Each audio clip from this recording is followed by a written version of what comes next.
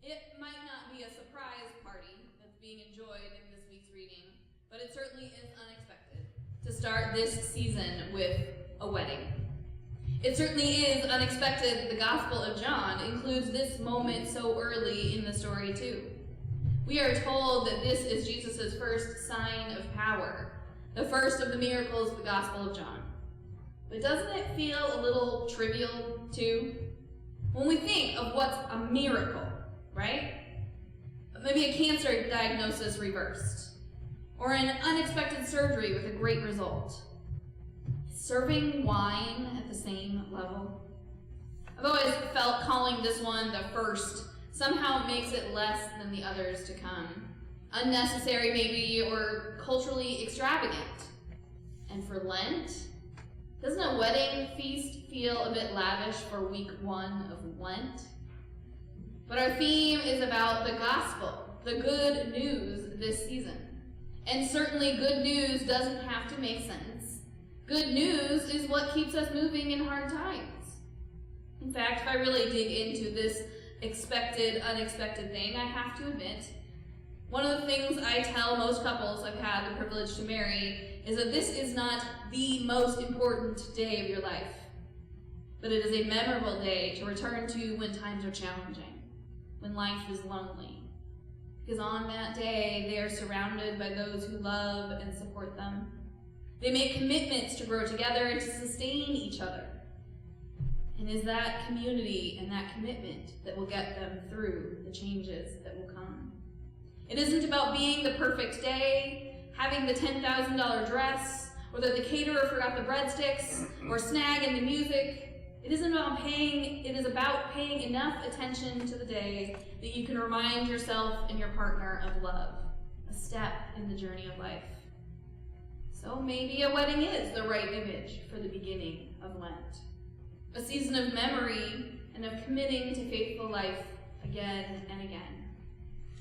When the text is about playfulness and presence, might we remember that faith is not just for the end of life, nor just the beginning either, but faith is about the everyday moments that we connect to God through. So what's your good news? What is beneficial, joyful, delightful for you? There's an element of ridiculousness in this scene at the wedding. It's our introduction to the mother of Jesus for the Gospel of John. While in Luke, Mary gets a name and a pretty hefty backstory right from the beginning. And in Matthew, it includes her in a long genealogy. But John goes a different direction and starts with the creation of time and space, then leans right into John the Baptist's ministry as he transitions disciples from him onto Jesus. And then immediately following those first few, they attend a wedding with Jesus' mom. Reverend Lizzie McManus Dial imagines the story this way.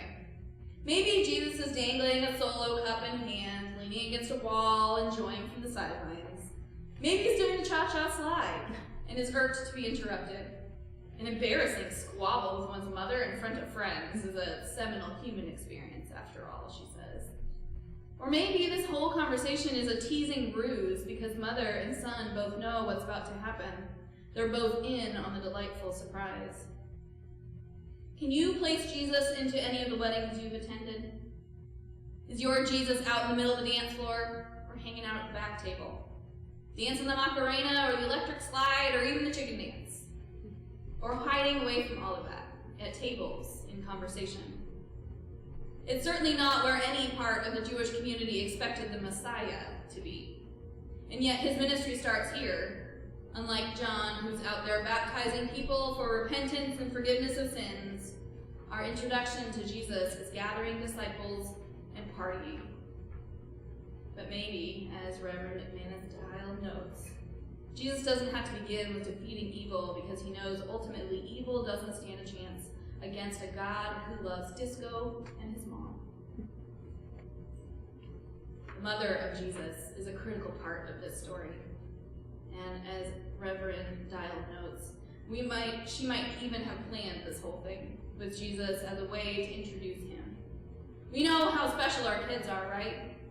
Even the non-divine kids are known by the family that raises them for all their strengths and their challenges. So even without the angels and the knowledge and the lineage that the other Gospels give to the introduction of his mother, she must have known the power in this child of hers. Was she part of the orchestration of his initiation to ministry, in vocalizing the need for more wine? Part of me wants to see this moment as a planned event, because without that it feels insignificant that she'd be worried about some social faux pas about to be committed by running out of wine. And I like the idea that Jesus and his mom got together and made a plan for how to invite these new disciples into the journey a little deeper, because they are just as critical a character as his instigator mother. The story starts with them just invited alongside and ends with their belief. The only ones who know the whole story are the disciples. Mary comes in at the beginning and then walks out to the stage. The servants come in and they get to see some of that extravagance in action, but they weren't there from the beginning. The wedding host knows nothing, but the disciples, they saw it all. Ritual cleansing water turned into the equivalent of 1,000 bottles of wine. And who's going to drink all that wine? Not just quantity wine either, but quality wine, we're reminded. It is clear that following this Jesus will require a new way of living and seeing relationships in the world. It will be a perspective shift about anything and everything these disciples thought they knew. Following Jesus will lead to expansive routes to life, but it will also require that they let go of expectation and comfort. And this miracle tells the disciples that there are to be many more of us, that the job will be to spread and share this bounty with many, with lots. When you have 180 gallons of wine, or 1,000 bottles, or 5 to 6 big earthenware jars, you're going to need a very big community to be able to use it all. In this opening foray onto the scene, Jesus is telling them that they are meant for a feast, with many seats at that table. By turning that water, that ritual and cleansing water, into something to enjoy, Jesus also makes his statement of how different he will be from that of John on the repentance score. He makes a statement about abundance and joy that will overwhelm the absolving of mistakes and brokenness. So this Lent, we're invited to live into that statement of abundance and joy as well. To let go of the season of Lent as a time for absolution or repentance or brokenness, and to see this as the right moment just to celebrate being together. To see the good food and the beverages, the hospitality needed in the moment, and to gather across the generations and live authentically with reckless abandon. Because, surprise, you are the hands and feet of God on this earth at this time. And you've been invited to the party with your friends, with your mom, with your dancing shoes, with your hearts opened to find new ways to care for the world.